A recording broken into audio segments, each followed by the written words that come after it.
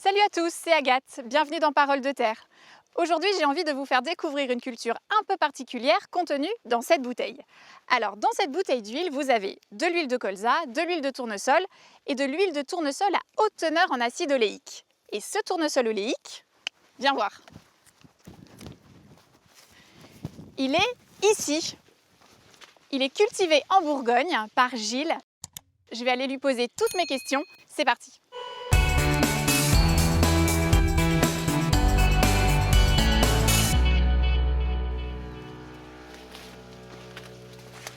Salut Gilles. Bonjour Agathe.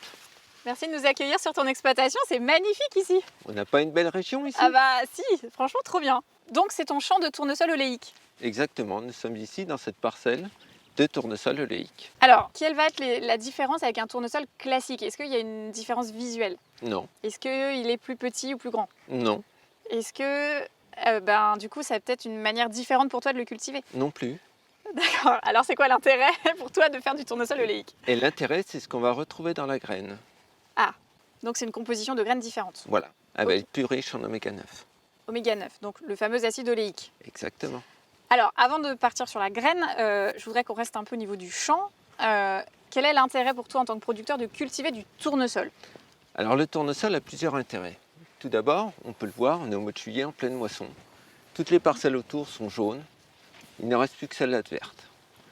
L'intérêt, c'est pour les animaux, ils vont pouvoir venir, ça va leur faire un refuge. Ça va faire un refuge aussi aux insectes. Tu as pu voir des abeilles un peu Ouais. traîner partout, des coccinelles, des fourmis. Voilà, ce champ aujourd'hui, il est en fleurs et c'est un des seuls champs dans la région en fleurs. Ça a un intérêt pour les abeilles, elles peuvent venir chercher du pollen, du nectar et elles peuvent se nourrir avec. Sur notre exploitation, on a une dizaine de ruches et on peut les voir, elles passent, elles repassent. En fait, pour moi, elles sont essentielles. Elles permettent la pollinisation des fleurs. On les voit butiner de fleur en fleur.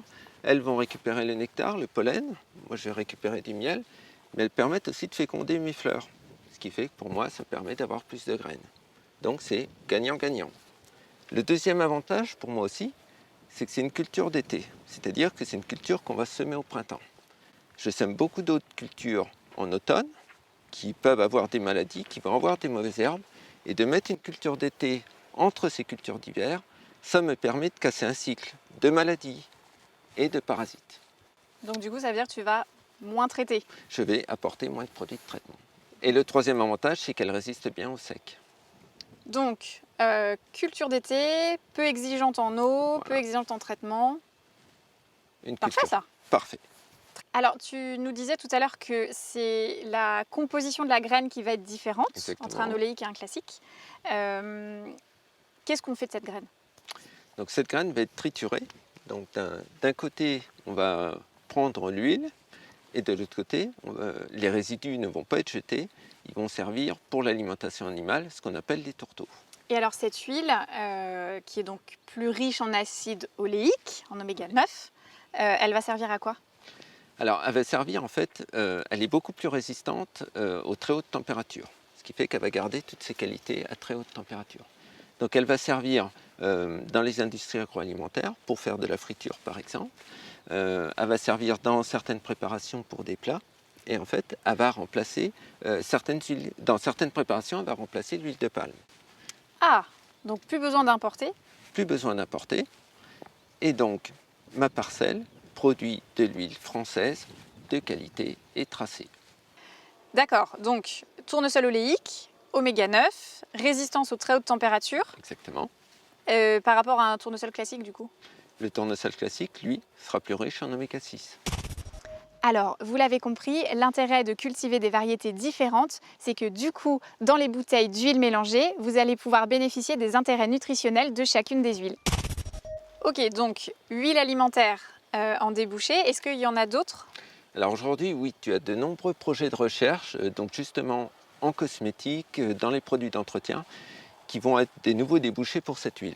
Mais n'oublie pas une chose, c'est que le tournesol, c'est aussi des tourteaux.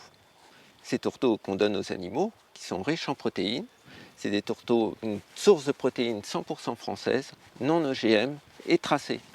Donc là, floraison, la récolte, quelle période? Alors la récolte se fera fin août, début septembre, ce sera selon les conditions climatiques. Très bien. Eh bien, bonne récolte. vraiment. Merci. Et merci Gilles pour toutes ces explications. Merci Agathe. À bientôt. À bientôt. Merci à tous d'avoir suivi cet épisode. Grâce à Gilles, j'en sais un peu plus aujourd'hui sur le tournesol oléique et j'espère que c'est pareil pour vous. Si vous avez des questions, n'hésitez pas à les poster dans les commentaires. Si vous avez apprécié cette vidéo, likez et partagez. Abonnez-vous aussi à notre chaîne Terre Oléo Pro et moi je vous dis à très bientôt pour un prochain épisode. Salut!